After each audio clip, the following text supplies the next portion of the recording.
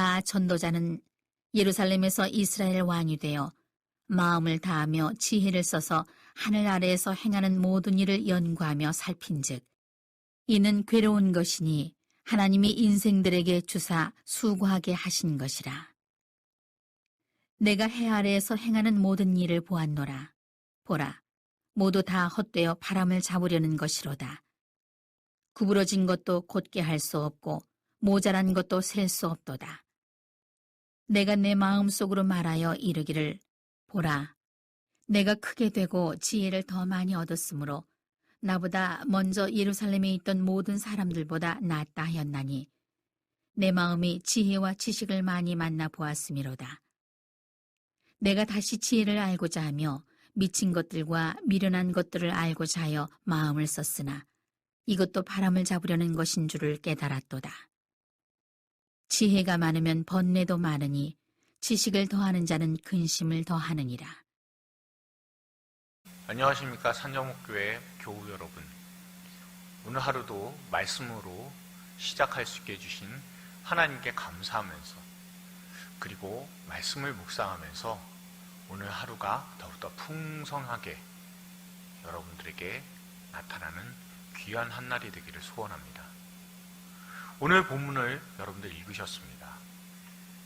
오늘 본문 전체의 그 내용들을 여러분들 보시면 삶의 의미, 목적을 찾고자 수고하고 애쓴 전도자, 곧 솔로몬의 모습을 우리가 볼 수가 있습니다. 참 보시면 아시겠지만 열심히 노력했고 또한 열심히 공부했습니다. 그렇게 또한 인정도 받은 사람이 솔로몬입니다. 그런데 그게 과연 무슨 의미가 있냐라고 오늘 본문은 전체적으로 이야기를 하고 있습니다. 전체 개관을 보면 이렇습니다. 모든 것들 물질적인 것이 아니라면, 그러면 세상적인 것이 아니라면 무엇을 추구해야 될까라는 것에 대해서 솔로몬이 관심을 가진 것이 바로 지혜였습니다. 우리가 잘 아는 대로 솔로몬은 참 지혜로운 사람입니다. 그리고 그 지혜로움을 사람들이 듣고 멀리 스바의 여왕도 찾아왔음을, 그 정도로 지혜로운 사람이 솔로몬이었음을 우리는 성경을 통해서 이미 알고 있습니다. 그런데 지혜롭고 또한 지식이 더욱더 커지면 커질수록 세상에 이해할 수 있는 것보다는 이해할 수 없는 것들이 더 많아짐을 보고 솔로몬은 좌절하게 됨을 오늘 본문을 통해서 알 수 있게 됩니다. 오늘 본문에 나오는 중요한 표현들이 두 가지가 있습니다. 14절에 보시면 해 아래서라고 합니다. 해 아래서라고 하면 여러분들 어떤 생각이 드십니까? 솔로몬이 전도서에서 해 아래서라고 그렇게 표현을 하게 됐을 때는 절대로 긍정적인 그런 내용이 아닙니다. 즉 좋은 의미로서 해 아래서라는 그런 표현을 쓰지 않습니다. 부정적인 의미, 또한 어두운 이미지로 회의적으로 사용을 할 때 주로 이 해 아래서라는 단어를 쓰게 됩니다. 또한 16절에 보시면 지혜를 많이 얻었다라는 그런 표현이 있습니다. 그 지혜가 예전에 있었던 사람들과 비교해서 뛰어나다라는 겁니다. 이것은 그가 자만해서 또한 과장이 아니다라는 것을 우리가 알 수 있는 것은 3,000개의 격언을 이야기를 했고 또한 노래 1,005곡을 불렀으며 또한 자연의 모든 것, 모든 생물, 모든 식물, 모든 것을 아는 사람이 솔로몬이었었습니다. 그런데 그런 지혜가 아무런 도움이 되지 않는다고, 인생의 허물을 극복하도록 하지 못한다라고 알려주고 있습니다. 여러분들께서는 얼마나 수고하고 애쓰며 또한 지금까지 살아오셨습니까? 저도 허무라는 그런 시절을 겪을 때가 있었습니다. 지금까지 수고하고 애썼던 게 무슨 의미가 있을까라는 그런 생각이 든 적이 여러 번 있었습니다. 비단 이것이 22개월 동안의 그 어려웠었던 그런 과정일 때도 있었지만 예전에 부교육자로 사역을 하고 담임 목사로 사역하고 그 모든 상황 속에서 참 허무하다라는 그런 생각이 들 때가 여러 번이 있었습니다. 가령 이런 적도 있었습니다. 정말 수고하고 애썼습니다.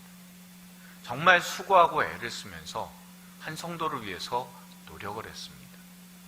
참 힘들어 하길래 그래서 그 성도에게 무엇인가를 도움이 되고 보탬이 되고자 교회에서 나온 후원금이라든가 아니면 물품이라든가 이런 것들을 다 지원을 하려고 노력을 했었고, 그리고 또한 직장마저도 어떻게 해서든지 구해드리려고 애쓰고 수고한 적이 있었습니다.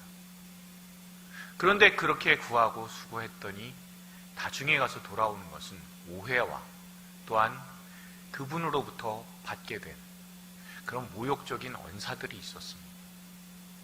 이런 것들을 당하게 되었을 때 내가 지금까지 수고한 것은 어떤 의미가 있을까라는 생각이 들었었습니다. 참 인간적으로 수고하고 한 사람을 위해서, 한 영혼을 위해서 애썼는데 참 어려움을 당한 적도 있었습니다. 또한 저는 예전에 제가 목회학 석사 외에 성경신학과 조직신학을 하게 된 이유가 말씀을 통해서 또한 교리를 통해서, 그래서 나는 다른 성도들을 일깨우고 또한 말씀을 가르치고 바른 교리, 바른 진리를 바탕으로 해서 그래서 잘 양육해야 되겠다라는 그런 마음을 가지고 더 공부를 해왔었습니다. 근데 그 길이 다 막히게 되었을 때 아무 소용없고 아무 쓸모가 없게 되었다는 생각에 참 허무했었던 그런 기억들이 있습니다.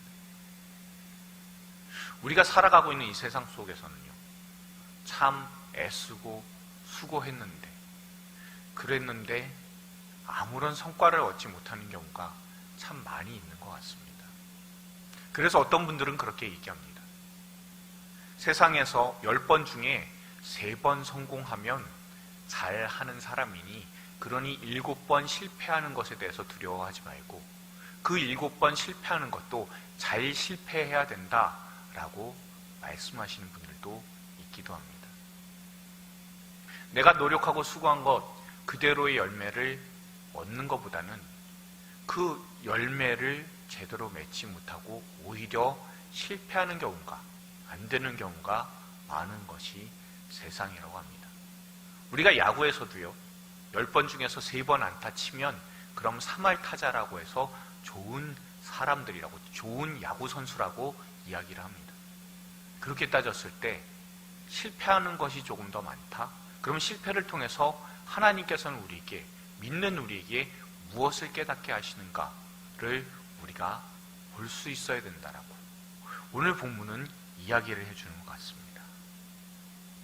정말 많은 것들을 알고자 노력했지만 알면 알수록 더 아는 것이 사라지게 되는 그런 상황을 목격하게 되면서 솔로몬이 정말 그 지혜를 얻게 되었을 때 깨달은 것은 18절에 나온 대로 번뇌가 있었고, 그리고 또한 근심도 있었습니다.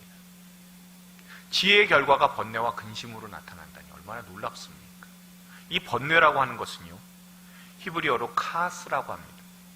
이 카스는 단순한 번뇌가 아니라 속상함 혹은 분노라는 감정을 가진 번뇌입니다. 너무나 많은 지혜를 알았지만 그걸로 만족하지 못하고 오히려 속상하고 오히려 그것 때문에 화가 나는 그런 상황을 솔로몬이 당했습니다. 또한 그것을 통해서 근심하게 되었다고 하는데, 그 근심은 히브리어로 마크오브라고 하는데, 이 단어는 고통이라고 하는 그런 단어를 가지고 있습니다.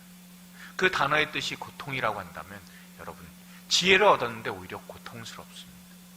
지혜를 얻었는데 속상하고 분노하며 고통스러워합니다. 왜입니까? 허무해서 그렇습니다. 너무나 허무하기 때문에 지금까지 노력해왔던 것이 어떤 결실도 맺지 못하는 그 모습 때문에 너무나 힘들어하는 솔로몬의 모습을 볼 수 있습니다. 그러나 그 솔로몬의 모습은 오히려 이것이 출발점이 되어서 하나님께로 나아가게 만드는 계기가 됩니다.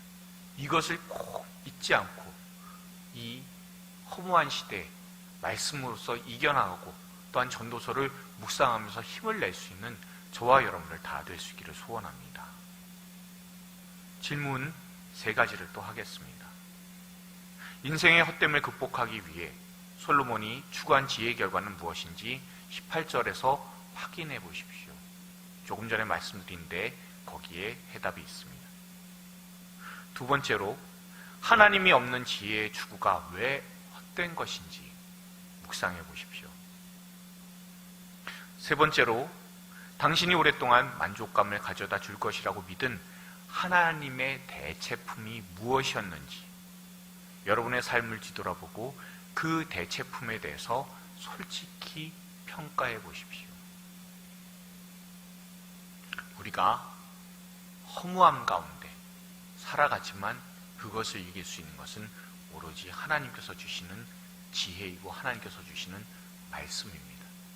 이 말씀을 바탕으로 허무해 보이는 이 시대, 허무해 보이는 이 세대를 이겨나갈 수 있는 저와 여러분들 다 될 수 있기를 소원합니다.